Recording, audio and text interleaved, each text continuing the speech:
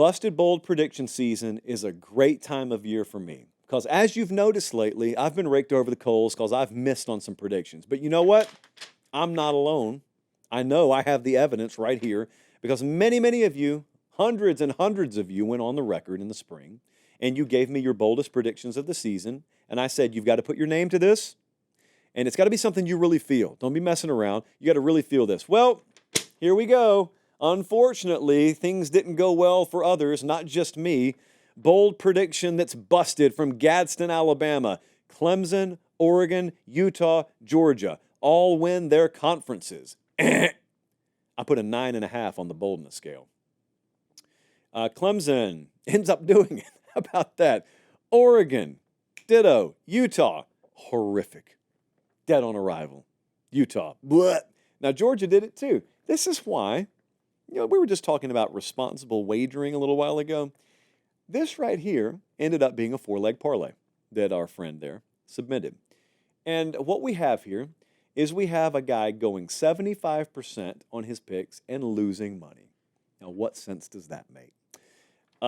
Utah was just a black hole in the middle of an otherwise this is a donut. This is a donut bet because everywhere around Utah, pure icing and deliciousness. Clemson, ding. Oregon, ding. Georgia, ding. Utah, hole.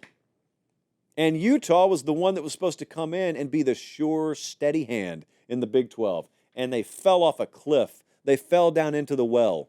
They are Catherine down at the bottom with Precious and Buffalo Bills just yelling at them to put the lotion on the skin. That's where Utah is right now. So no bueno on the first one. The next one, Adam from Hartford, Wisconsin.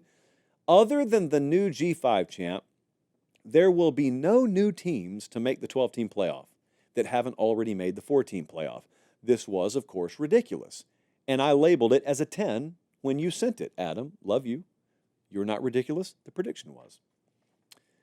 No new teams. Okay, so just so you know, 5 of the 12 teams that made it are new, and I'm not even counting Boise.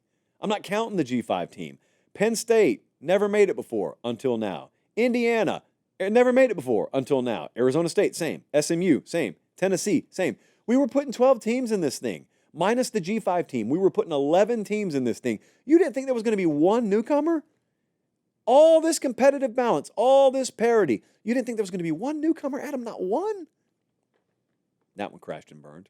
Next up, this one's just sad. This is like a Sarah McLachlan prediction special. Kyle from Cedar Falls. His prediction was that Iowa would have a top 80 offense this year. Here's how bad it was for Iowa. Predicting them to have a top 80 offense warranted a 9.5 on the boldness scale. That's how bad they had been. And you know what? They ended up 97th in offensive EPA, and they ended up 113th in total yards per game. They still didn't do it. I will give you this. Points per game, they were 66th, but you and I both know those weren't offensive points. We know that. So Iowa, all they needed to do is not be horrific. And you know what? We made a lot of money betting on Iowa this year, but it wasn't because of offense. So yet again, we even had improvement this year. They could not improve to top 80. So that was a 9.5. That one crashes and burns. Do you understand the stakes here? The stakes, if you're new to the bold prediction game, if you make a prediction in the preseason and I rate it 9.5 or higher on the boldness scale and you hit, you get a Chalice of Supremacy. Colin, show me the side shot right quick. We have Chalice of Supremacy just littering. There's one right down there right now. That could be yours if you make a prediction that's bold enough, but it hits. And we got all these chali around here, which is the plural of chalice, and we can't give them away because you guys can't hit a bold prediction of 9.5 or better. This next one, I only put an 8 on this one, but it didn't pan out. The prediction was Florida finally fires Sunbelt Billy. That's Billy Napier to you and I.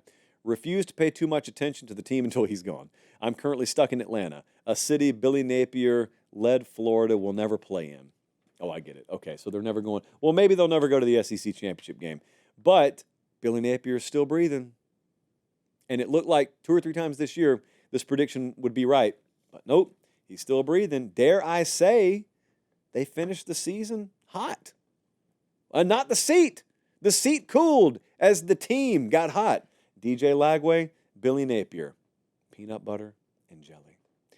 And then they started making some recruiting moves, maybe a portal move or two. Still got a ridiculous schedule next year, but they ended up going 7-5. And they're going to play Tulane in the Gasparilla Bowl. So, and they're favored in that game. This could end up being an 8-win season for Billy Napier. Do you realize that? And he was fired like half a dozen times this year. And not only does he exit the season hot with 3 straight wins during that, murderer's row stretch where in the preseason it looked like they wouldn't even be able to come up for air. They beat LSU while they were ranked. They beat Ole Miss while they were ranked. They beat FSU. FSU wasn't even alive as a team, but they beat FSU into a coma. That's, relatively speaking, the coma was already upon Florida State. They just beat them while they were in a coma. So that's a different thing, and I apologize because Florida State's not here to defend themselves. They're in a coma, so I apologize. Billy Napier's not fired. So these are 4 busted predictions. And am I rubbing it in your face? Yes, I am. But it's only a defense mechanism because a fair amount of my predictions went up in smoke this year as well. But I got to own them. So it helps me in a very, very strange, twisted way for you guys to have to own it as well.